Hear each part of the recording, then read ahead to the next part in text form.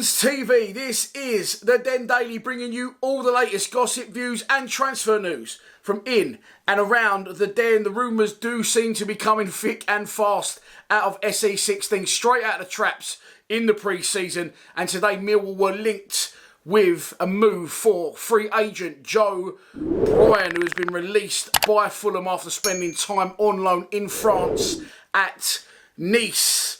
Yeah, go for it. Get it done. Brilliant move, in my opinion. I always say that in my videos, I don't know too much about other teams' players. And if I do, then they must be on my radar, and they must be, in my opinion, a very good player. Duncan Watmore was one.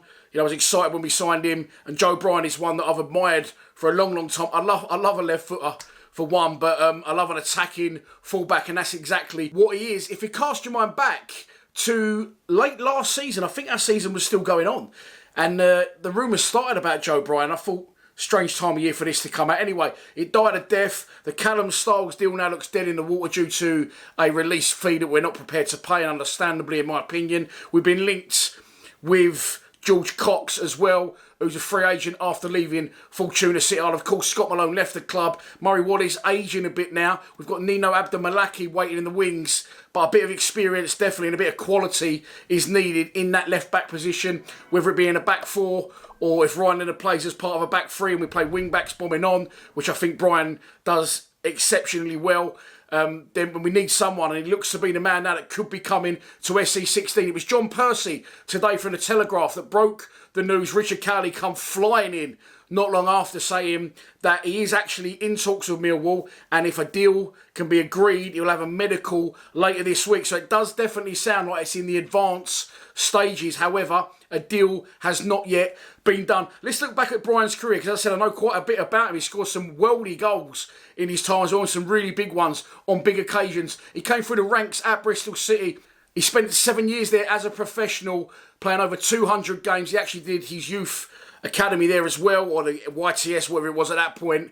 And he is a homegrown Bristol boy, born and bred. He scored some very good goals for them. One really important one that sticks out. They had that great Carabao Cup run, didn't they? And they knocked Man United out, and he scored a fantastic goal. Don't forget, by the way, this is when Man United was still quite a good side. I think that might have been back in around 2015, 2016, if memory serves me. He then moved on to Fulham for a fee to believe in the region of £6-ish million, and he thrived again at Fulham, went up with them via the playoff final during lockdown. I remember watching it.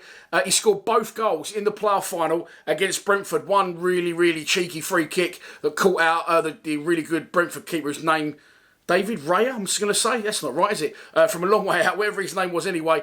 Brilliant vision and confidence, by the way, from Bryan. And then he scored another goal in the second half of extra time. Plays a 1-2, carries on his run into the area, under pressure as well, and fires it into the net at Wembley to help Scott Parker and Fulham gain promotion to the Premier League. Of course, Parker then left a little bit down the line. He may have fell out of favour, and he's been on loan at Nice.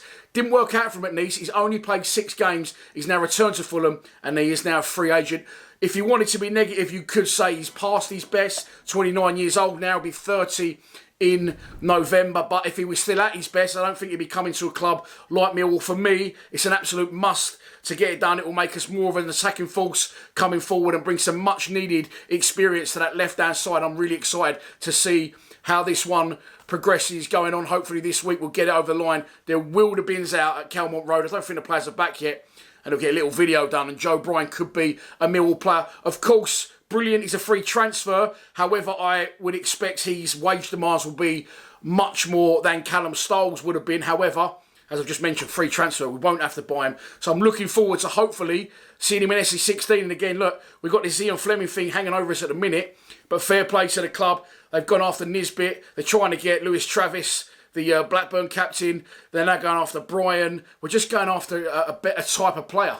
So I'm definitely excited for this coming season. If we can keep hold of the BB and get a few others through the door, quality players that have gone for big money in their time with Championship and Premier League experiences, then who knows? Who knows? We wait and hope, and I'll bring you more on this one later on in the week. I'm confident. I'm quietly confident. Well, I'm not quietly confident. I'm telling you lot. And hopefully about 5,000 people have watched this. So together we're confident that this could get done. Do you agree with me? Do you want Bryan at the club? Or do you think, you know, for the negative side, he could be past his best?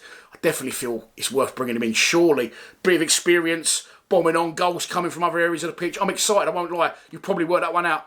Hopefully I'll be back here later on in the week. If not for him, then other stories developing.